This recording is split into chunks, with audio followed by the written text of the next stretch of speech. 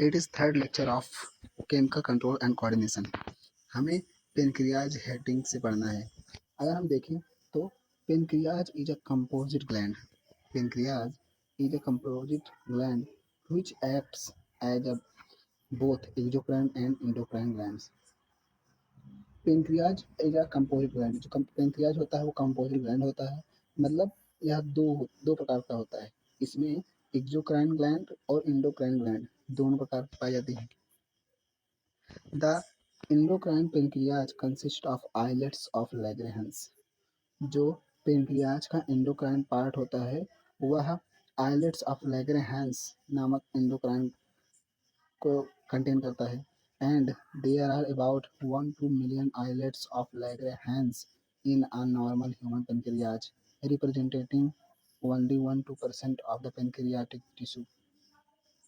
अगर हम देखें तो पेनक्रियाटिक टिश्यू के पूरे पेनक्रियाटिक में केवल 1 से 2% ही क्या करते हैं, योगदान देते हैं ये लैग्रैंज आइलेट्स ऑफ लैग्रैंज, जो एक प्रकार के सेल्स हैं जो एंडोक्राइन ग्लैंड की तरह काम करती हैं। और इनकी जो मात्रा होती है, संख्या, वो कितनी होती है, 1 से 2 मिलियन एक नॉर्मल ह्यूमन पेनक्रियाज में।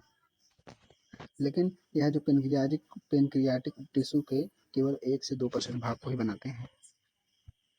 The two main types of cells in the islets of Langerhans are called alpha cells and beta cells. Pancreas में लैग्रैंज आइलेट्स ऑफ लैग्रैंज जो कि एक एंडोक्राइन पार्ट है, इसमें 2 सेल पाए जाते हैं, alpha cell and beta cell. The alpha cell secrete a hormone. The alpha cell secrete a hormone called glucagon, while beta cell secrete a insulin। जो islets of लैग्रैंज है वह 2 प्रकार के हार्मोन्स, कौन से, अल्फा सेल सिक्रेट करता है, कौन सा हार्मोन, ग्लूकेगॉन, वाइल जबकि beta cell secretes insulin. And glucagon जो कि अल्फा सेल्स द्वारा रिलीज किया जाता है, glucagon is a peptide hormone, यह पेप्टाइड हार्मोन है।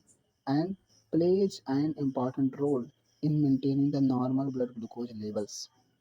यह नॉर्मल ब्लड ग्लूकोज लेवल को, मतलब ब्लड में ग्लूकोज के लेवल को ग्लूकेगॉन रेगुलेट करता है, मेंटेन करता है कि कब ज़्यादा होगा कब कम होगा। तो कम या ज़्यादा को मेंटेनिंग कहते हैं, उसी को मेंटेन करता है।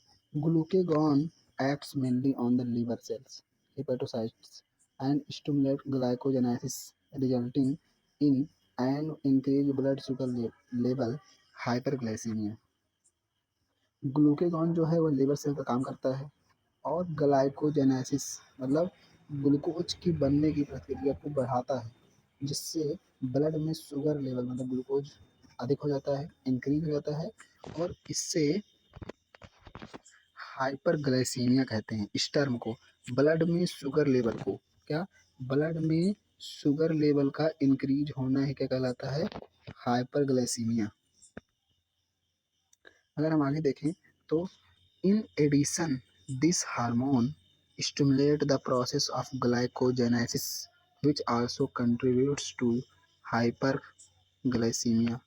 जो कि हाइपरग्लाइसीमिया मतलब यह जो हार्मोन होता है, यह हार्मोन स्टिमुलेट करता है किसकी प्रोसेस को, ग्लाइकोजेनेसिस प्रोसेस को एक स्टिमुलेट करता है, और विच जो कि कंट्रीब्यूट में योगदान देता है किसमें, हाइपरग्लाइसीमिया मतलब ब्लड में शुगर लेवल को बढ़ाने में मदद करता है। Glycogen glucagon Glucagon reduces the cellular glucose uptake and utilization. Thus, glucagon is a hyperglycemic hormone।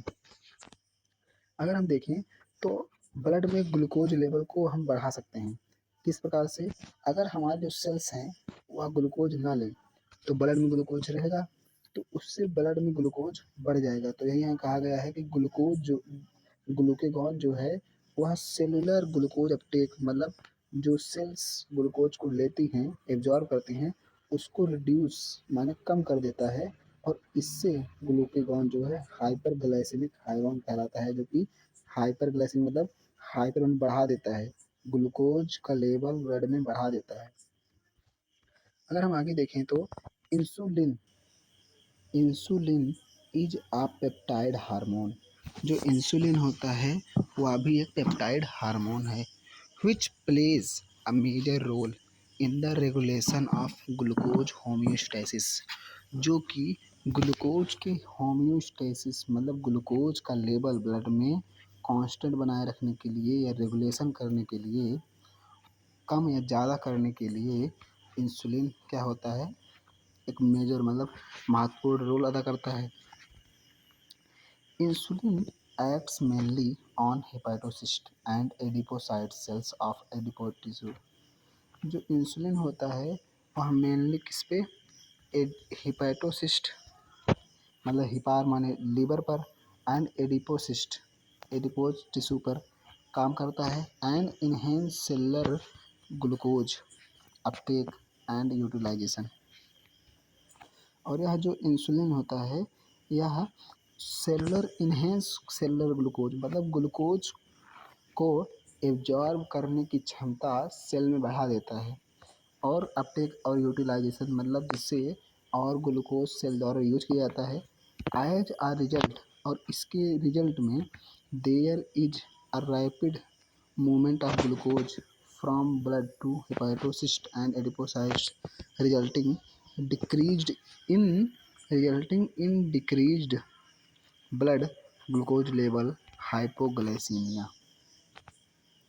अगर हम देखें तो यह जो इंसुलिन है वह अगर हम देखें तो यह जो इंसुलिन है यह इनहेंस मतलब ग्लूकोज का एब्जॉर्ब करने की क्षमता सेल में बढ़ा देती है, जिससे सेल ग्लूकोज एब्जॉर्ब बहुत तेज़ी से करते हैं, और इसके रिजल्ट में देखें तो जो है कि अगर मान लीजिए सेल्स बहुत तेज़ी से ग्लूकोज एब्जॉर्ब करने लगेंगे तो ब्लड में क्या हो जाएगा, ग्लूकोज का लेवल कम हो जाएगा, और इसे ही क्या कहते हैं, हाइपोग्लाइसीमिया।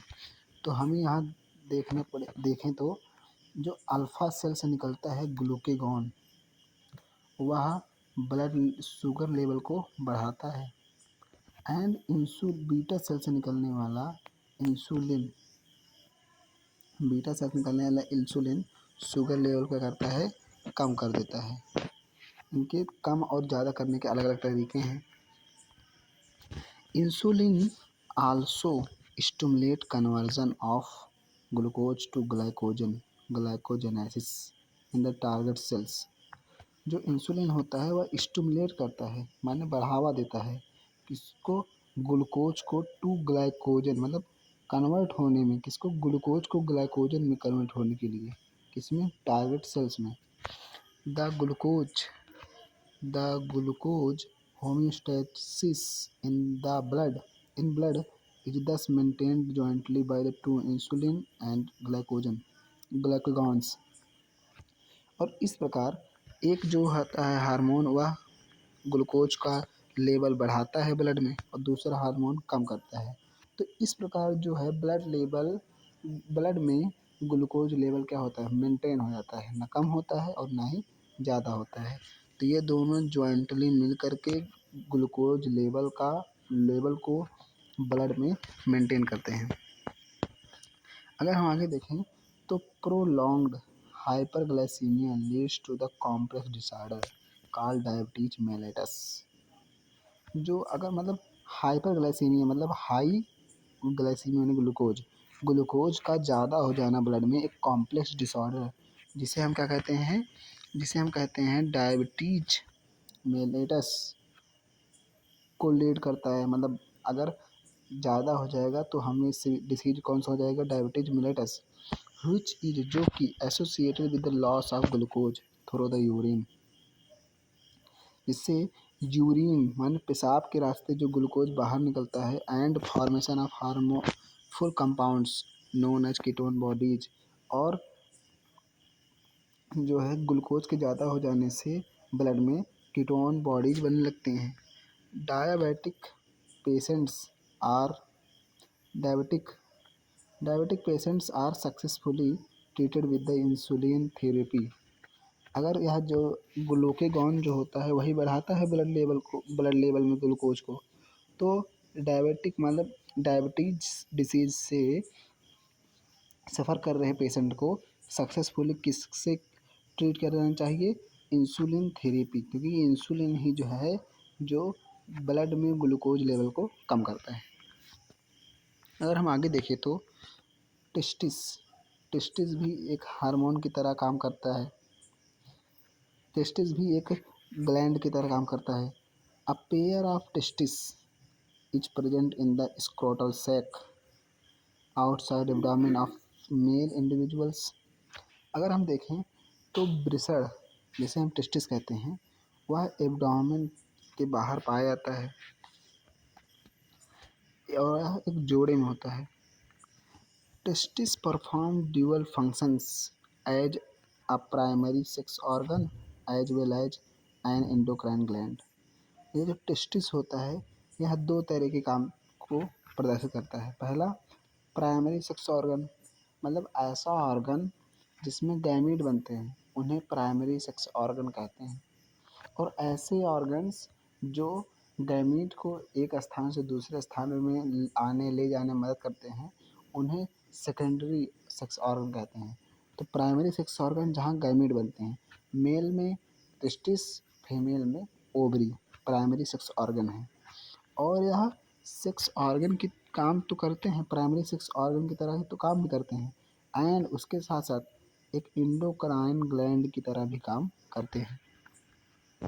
अगर हम आगे देखें तो testis is a composed of seminiferous tubules and stromal or interstitial cells या टिश्यूज। जो टेस्टिस होता है उसके पास दो सेल या टिश्यूज होते हैं। कौन से? Seminiferous tubules and stromal interstitial tissues. The Leydig cells are interstitial cell. जो है इंटरस्टिशियल सेल है जिसे स्ट्रोमल सेल कहते हैं और इसे लीडिंग सेल भी कहते हैं, जो are present in the intertubular space. Inter माने होता है दोनों की चीज़। अगर मान लीजिए ये और ये, तो इसके बीच में ये जो स्थान पाया जाता है, इस प्लेस को ही क्या कहते हैं? Inter tubular. इंटर ट्यूबुलर मतलब दोनों के बीच में, एक बीच वाले स्थान में पाया जाना, उसे इंटर कहते हैं।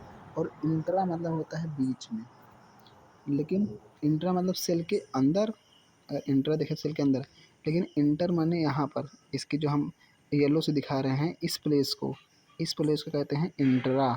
लेकिन अगर हम जो देखें ग्रीन से दिखा रहे हैं, इसका मतलब होता है इंटर।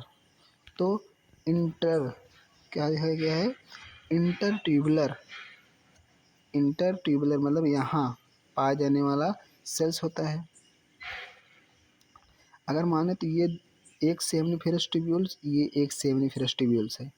और यहाँ अगर हम देखें तो इस प्लेस जो बीच में बचा है इसे ही कहते हैं इंटर, मतलब दो के बीच में। और यहाँ पाया जाता है कौन सा? इंटरस्टिशियल सेल या स्ट्रोमल या लीडिंग सेल्स। और अगर हम इंट्रा कहें तो इंट्रा कहते हैं इसके अंदर सेल के, ये सेमिनिफेरस ट्यूब्यूल्स के अंदर वाले पार्ट को क्या कहेंगे? इंट्रा। अगर हम आगे देखें तो tubular space produce a group of hormone called androgens, mainly testosterone. यहाँ जो लीडिंग सेल होता है, इस लीडिंग सेल की बात की जाए तो यह एक ग्रुप ऑफ हार्मोन्स होते हैं, कॉल्ड एंड्रोजन्स कहते हैं, जो कि मेनली कौन से हैं? टेस्टोस्टेरोन। टेस्टोस्टेरोन एक एंड्रोजन हार्मोन है। Androgens regulate the development, maturation of and functions of the male accessory sex organs like epididymis, vasa deferens, seminal vesicles, prostate gland, urethra, etc. अगर हम देखें तो एंड्रोजन्स जो कि अलग अलग प्रकार के हार्मोन्स भी हो सकते हैं, लेकिन जो मेनली एंड्रोजन्स का एग्जाम्पल दिया गया है वो क्या है? टेस्टोस्टेरोन। यह जो एंड्रोजन्स है वह रेगुलेट करता है किसको? मैच्योरेशन मतलब डेवलपमेंट में, उसके विकास में, मैच्योर होने में, परिपक्व होने में, फंक्शंस के कार्य में, किसके? Male accessory sex organs.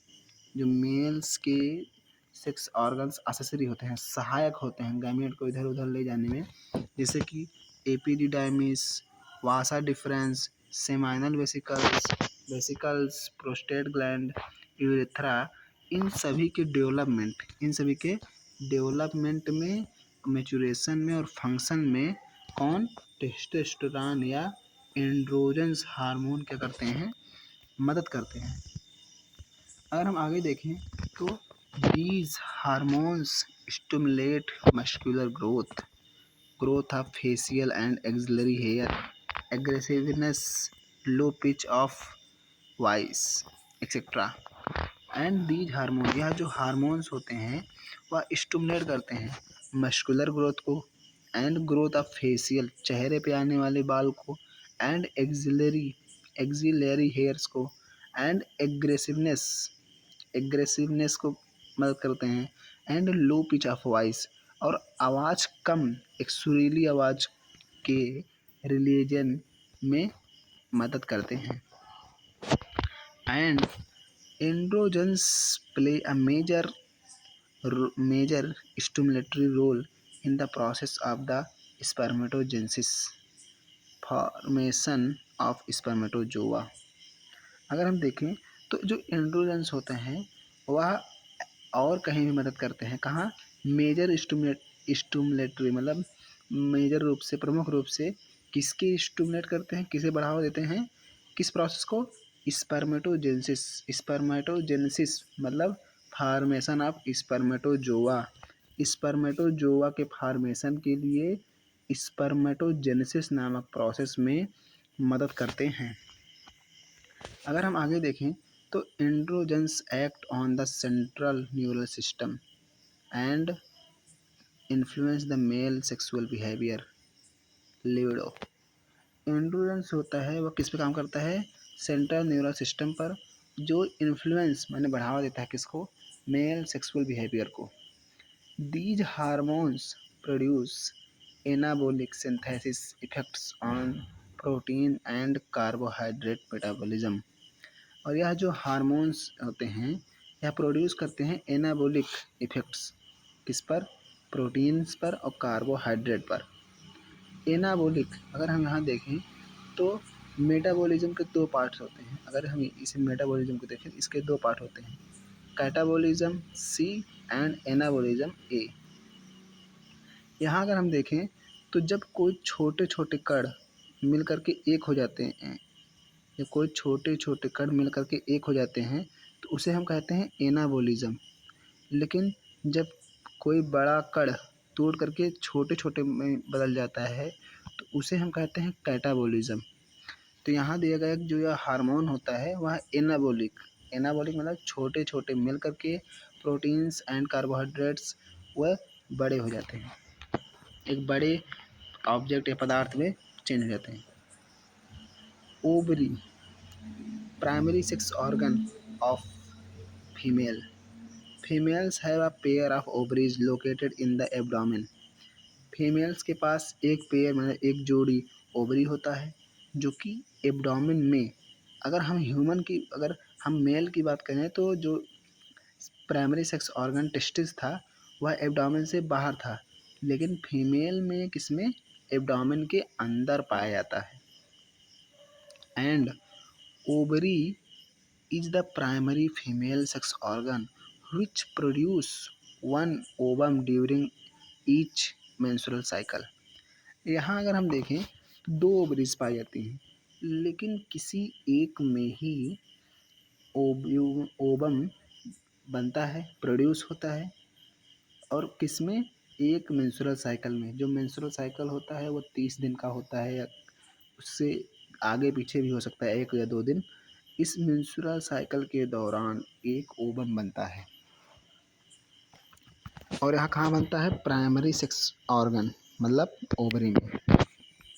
अगर हम आगे देखें तो in addition ovary also produces 2 groups of steroid hormones called estrogen and progesterone. यह जो ओवरी है यह आल्सो माने भी प्रोड्यूस करती है 2 types of group of steroid hormone, 2 प्रकार के स्टेरॉयडल ग्रुप के हार्मोन को, जैसे कि estrogen hormone and progesterone hormone. Ovary is composed of ovarian follicles and stromal tissue। यह जो ओवरी होता है वह किससे बना होता है? ओवेरियन फॉलिकल से एंड स्टोमल टिश्यू से। The estrogen is synthesised and secreted mainly by the growing ovarian follicles. The estrogen is synthesized, यह जो एस्ट्रोजन होता है वह सिंथेसिस किसमें होता है? synthesized and secreted mainly by growing ovarian follicle। अगर कोई ओवेरियन फॉलिकल मतलब ओवरी के चारों तरफ पाए जाने वाले लेयर्स को ओवेरियन फॉलिकल, अगर मान लीजिए ये ओवरी है तो इसके चारों तरफ इसके सराउंड में पाए जाने वाले लेयर को हम क्या कहते हैं? Ovarian follicle. Ovarian follicle. और यहीं से इसके अगर जैसे जैसे ओवेरियन फॉलिकल डेवलप होता है वैसे वैसे वहाँ से क्या रिलीज होता है? एस्ट्रोजन। एस्ट्रोजन रिलीज होता है। अगर हम आगे देखें तो द आफ्टर ओव्यूलेशन मतलब ओवम के बाहर निकल जाने, किसी ओवरी में बने ओवम को बाहर निकल जाने के बाद, the ovulation the ruptured follicle is converted to a structure called corpus luteum which secrete mainly progesterone.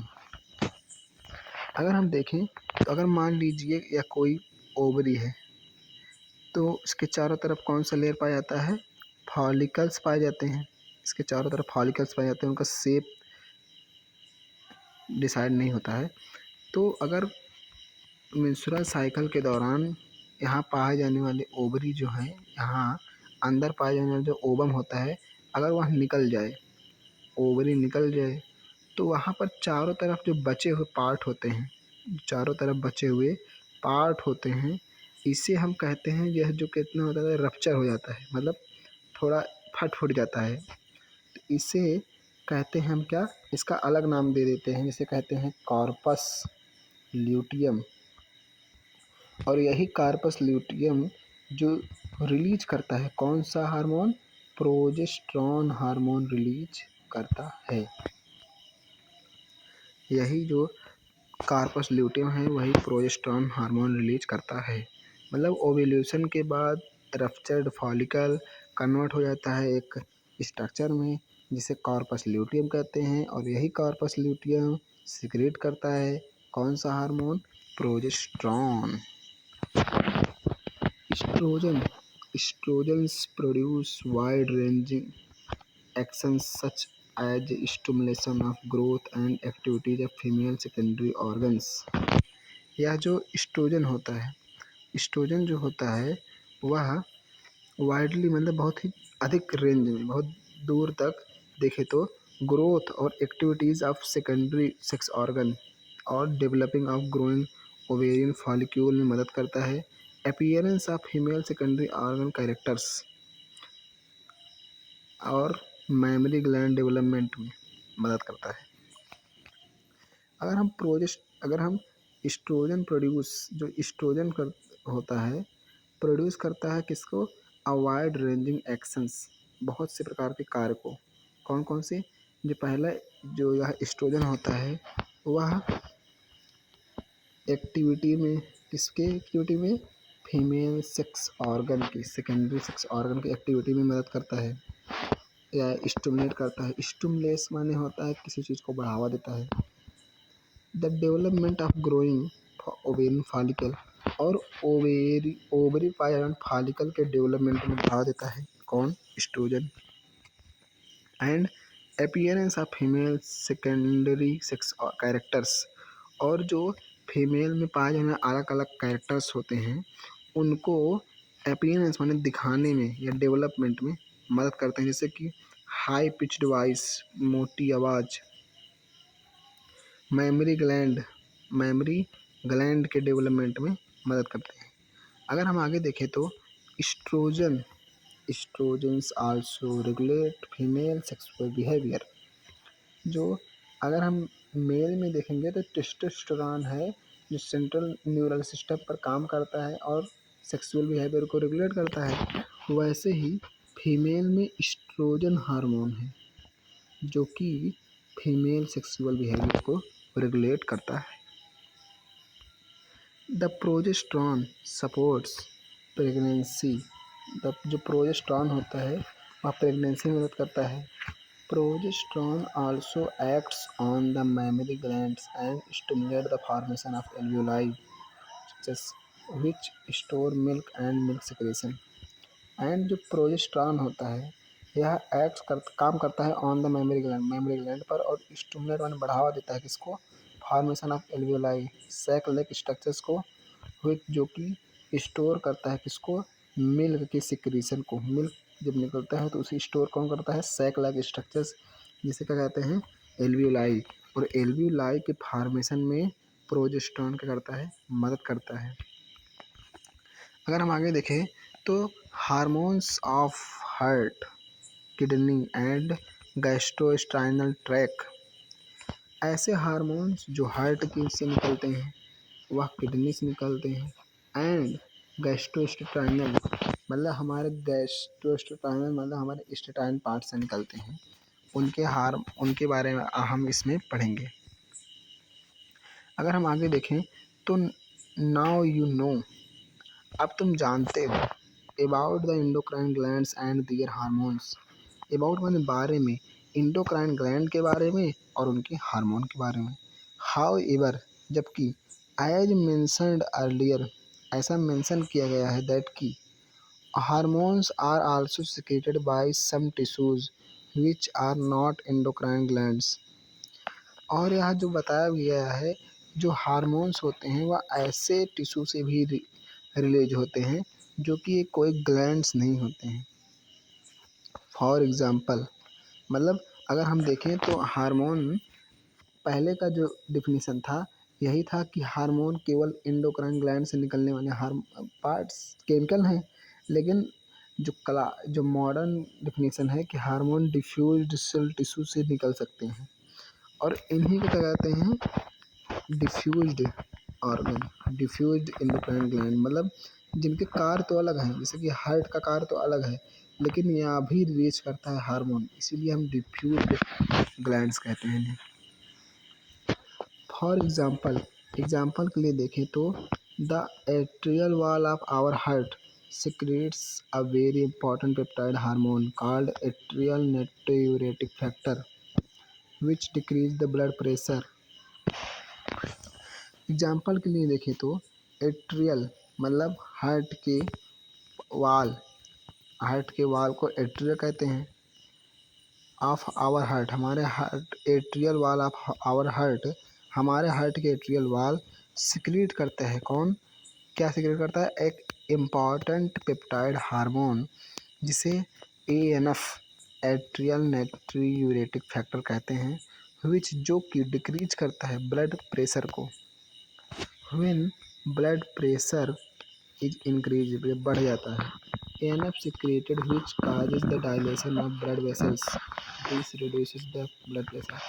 अगर कभी भी किसी भी अवस्था में अगर ब्लड प्रेशर बढ़ जाता है तो उसे कम करने के लिए हमारे हार्ट से एट्रिया के वाल से एक हार्मोन रिलीज होता है जिसे कहते हैं ANF एट्रियल नाइट्रियूरेटिक फैक्टर, जो कि ये क्या करता है, यह ब्लड वेसल्स के डाइलेशन माने क्या होता है, फैलाना।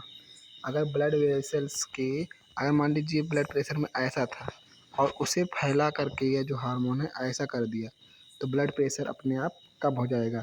तो ब्लड प्रेशर को कम करने के लिए ही यह जो है एट्रियल नाइट्रियूरेटिक फैक्टर रिलीज होता है।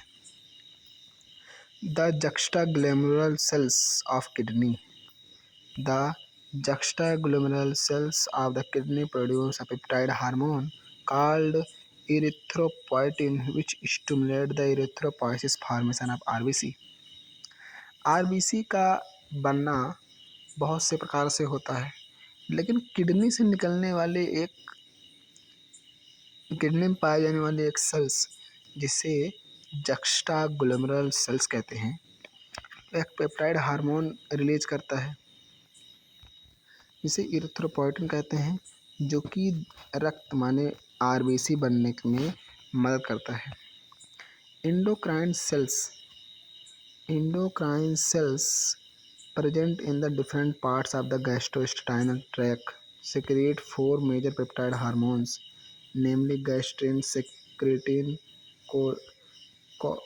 cholecystokinin, CCK, and gastric inhibitory peptide। अगर हम यहाँ देखें तो endocrine cell present in different parts of gastrointestinal tract. जो गैस्ट्रोएस्टाइनल ट्रैक होता है, मतलब जो हमारा आइसोफेगस वाला पार्ट होता है, उसके नीचे जाएं तो जहाँ छोटी आंत, बड़ी आंत, ये सभी पार्ट्स पाए जाते हैं, उसके आसपास में उपस्थित होता है हमारा इंस्टेटाइन पार्ट। इंस्टेटाइन पार्ट से बहुत सारे हार्मोन्स रिलीज होते हैं, लेकिन जो मेजर माने महत्वपूर्ण मुख्य हैं, उनका नाम जैसे दिया गया है gastrin hormone, secretin hormone, कोलेसाइटोकाइनिन hormone, gastric inhibitory hormone. ये सभी हार्मोन इंस्टेटाइनल पार्ट से रिलीज होते हैं। Gastrin hormone acts on the gastric gland पर काम करता है and stimulate the secretion of hydrochloric acid and pepsinogen. और यह जो हार्मोन होता है, कौन सा हार्मोन, गैस्ट्रिक हार्मोन, यह secretion of hypochloric acid and, यह किस में मदद करता है, यह गैस्ट्रिन हार्मोन स्टिमुलेट माने बढ़ावा देता है किसके रिलीज में, जिससे रिलीज हो कौन कौन सी चीज़, हाइड्रोक्लोरिक अम्ल HCl और पेप्सिनोजन। ये दोनों पेप्सिनोजन और हाइड्रोक्लोरिक अम्ल HCl रिलीज हो, इसको बढ़ावा देने के लिए कौन सा हार्मोन जरूरी है, gastrin. The secretin acts on the exocrine pancreas and stimulate the secretion of water and bicarbonate ions। यह जो सिक्रेटिन हार्मोन होता है, वह पेनक्रियाज के एक्सोक्राइन पार्ट पर काम करता है और स्टिमुलेट माने बढ़ावा देता है किसको, water secretion of water secretion में एंड बाइकार्बोनेट आयन के सिक्रेशन में।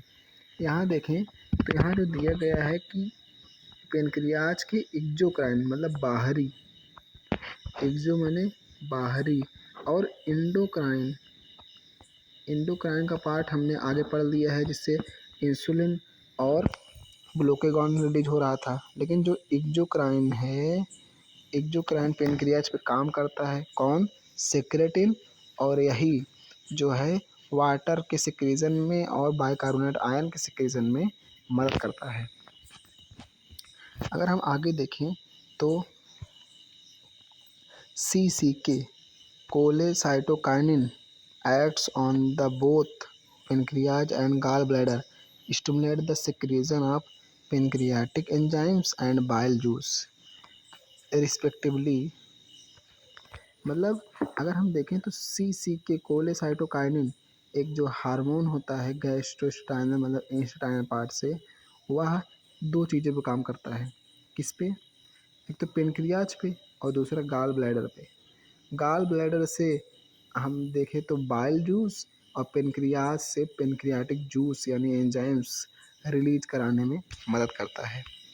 GIP gastrointestinal gastric inhibitory peptide inhibit gastrin secretion and the motility.